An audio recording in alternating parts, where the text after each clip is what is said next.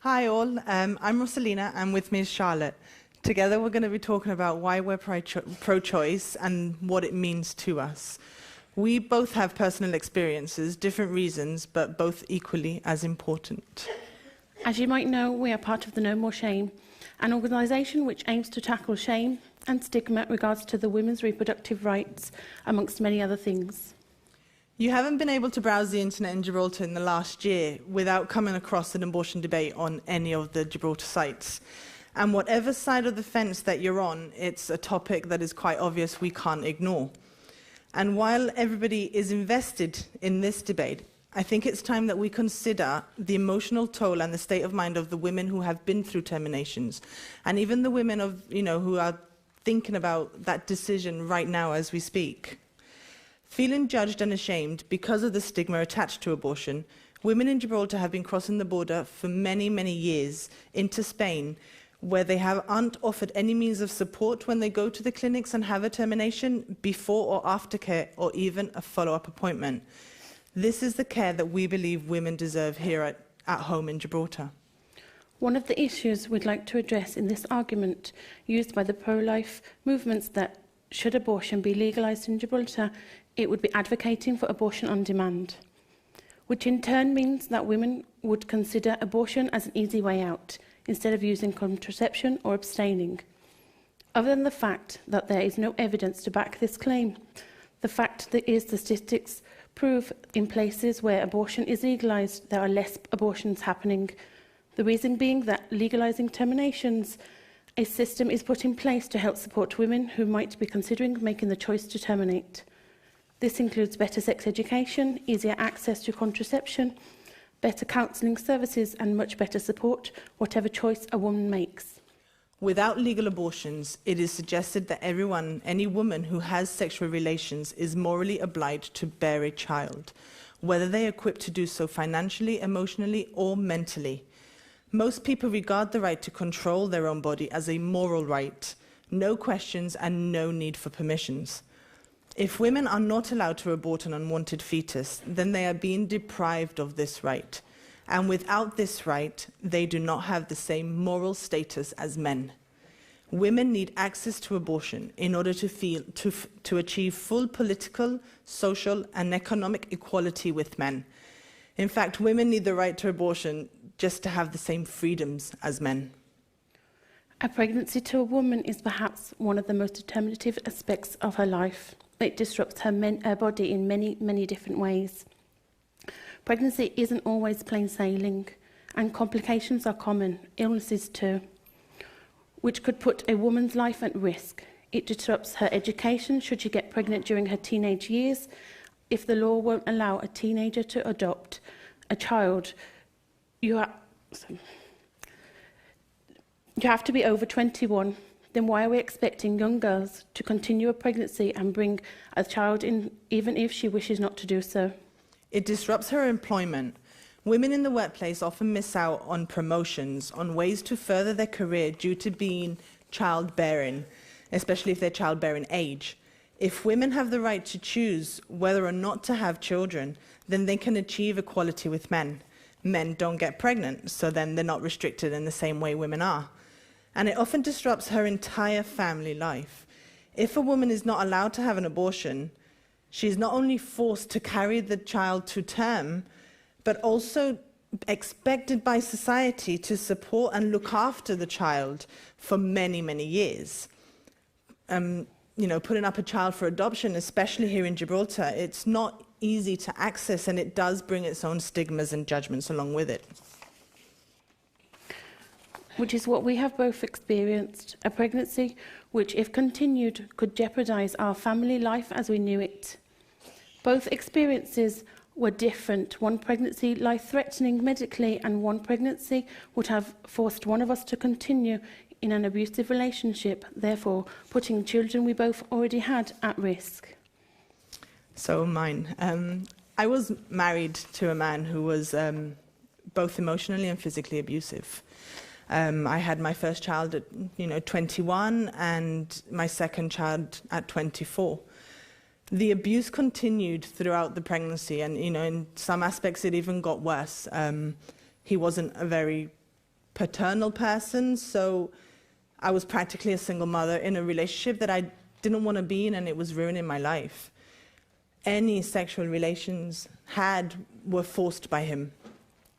So when I fell pregnant for the third time, my second son was just a year old, and I was completely devastated. I was already suffering with depression, sleep deprivation, and I was actually trying to find an active way to leave my partner. He knew this, so when I actually told him about the pregnancy, he was quite happy about it. If anybody knows anything about abusive relationships, you'll know that maintaining that control over the survivor, the victim, is very, very important. So he knew that if I was to go through with this pregnancy, where was I going to go with 3 children on my own? But I was adamant that I couldn't have the child. I felt trapped. I did not want to be tied anymore to this man already. So I decided that I needed to terminate.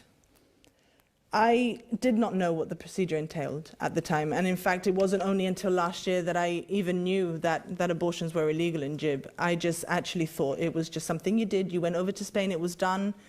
But I did know that it was shameful, that it wasn't something that you spoke about, it wasn't something you admitted. So I kept quiet about it. The procedure, I'm talking about 10 years ago, from what I can tell, a lot of things have changed, but the procedure was not nice. They didn't seem to really care about what I was going through. They were just there to do a job.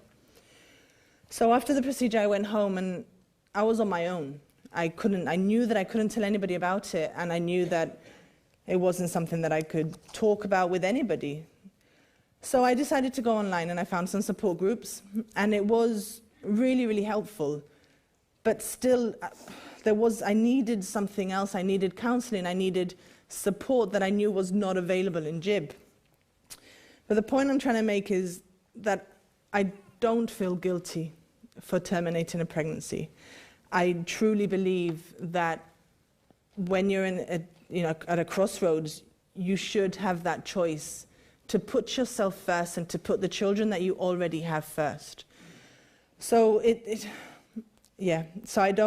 know I made the right decision. For many, it's not the right decision, and it's not easy. But the majority of the time, when a woman goes through a termination, it is for the right reasons. Back in 2011, I found out I was pregnant, and even though I was apprehensive due to my medical condition, I was happy to be having another baby. So as all women do, I went to see my GP within the MOD to make her aware and to start the necessary medical care. Having previously been diagnosed with thyroid cancer, undergone a partial thyroidectomy, requiring medication for life and regular checkups, I was aware that I was going to have to be monitored closer than I had in previous pregnancies to ensure my thyroid levels were at their optimum. It was whilst attending these appointments that it was discovered there was an issue with my blood work. I was then required to have chest X-ray, ultrasound scan of the remaining part of the thyroid. With all the results of these tests, I was sent back to my consultant in Birmingham. Whilst there, I was informed the cancer had returned for a second time. Now, anyone who has received the diagnosis of cancer might agree with me. When you hear those words, your whole head starts to spin. You can hear the doctor in front of you talking, but your brain doesn't quite make sense of the words. It's a little like having your head underwater. Now imagine hearing those words, knowing you were pregnant. My whole world crashed in around me. I was devastated. My consultant explained all my options to me. I could continue and risk the cancer growing at a greater rate due to the pregnancy hormones. This could have been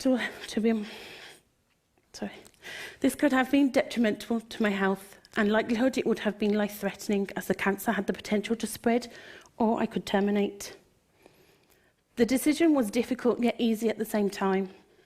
I had to think of the 2 children I had and how could I potentially leave them without a mother. I had a very supportive family around me in Birmingham who agreed that this was the best thing for the circumstances. It was based upon all the information I had been given that I made the personal choice to have a termination. I was referred to BPAS, which is the British Medical Advisory Service. There I was given information regarding the different methods which were available to me. I opted for a surgical procedure as I didn't feel comfortable with the medical procedure, the idea that I may bleed on my journey home. I was booked in for a few days later. On the day of the procedure, I attended the clinic. It was an old Victorian house which had been converted. I was made to feel at ease. I was given plenty of information. I was made aware I could change my mind at any point. But this is something I knew I needed to do, so I walked into the anaesthetic room, where I lay on the bed and was given the anaesthesia. That is the last I remember, until I woke up when it was all over, where I was sat up in bed being monitored. Once my observations were all satisfactory and had passed urine, and the effects of the anaesthesia had worn off enough, I could go home. Thankfully, my family are from Birmingham, so I went home to my dad's house. Had this not have been the case, I would have had to go to a hotel. I then went on to have the second surgery to remove the cancer. I found out, in fact, the cancer had started to spread to the parathyroid. A few weeks after the surgery, I went on to have radioactive iodine treatment.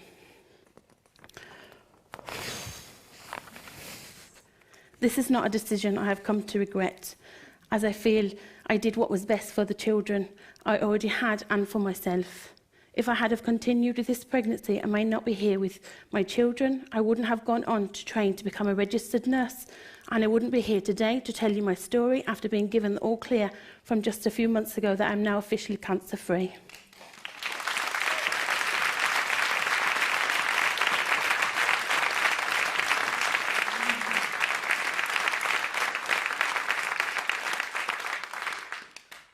If anybody believes that having an abortion is avoiding responsibility, that to me sounds like a woman's role and purpose is being dictated, which leaves me to believe that it has more to do with judging a woman's behaviour and nothing to do with the value of life.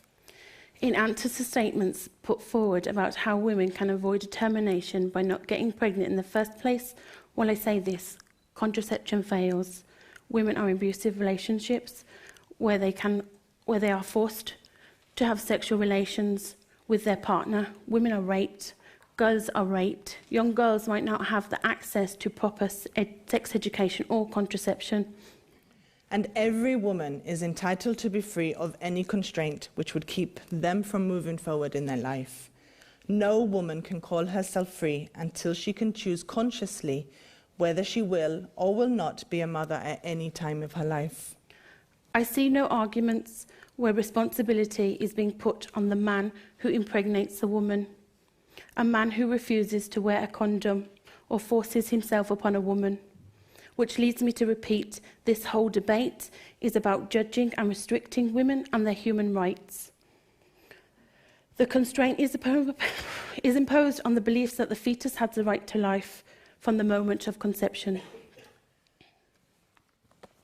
I've made my opinion quite known in the debates recently, and today I want to reiterate all I have previously said, which is that while some will argue that both life matters equally, after listening to our stories, I think anyone could say that our lives at that point mattered more. Women's lives matter more. And a woman...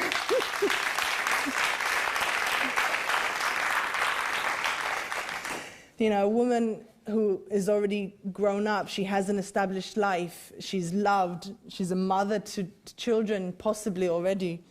I think it's quite clear. This argument reminds us that we should regard the woman as a person and not just as a container for the fetus. We should therefore give great consideration to her rights and needs first and foremost. Thank you.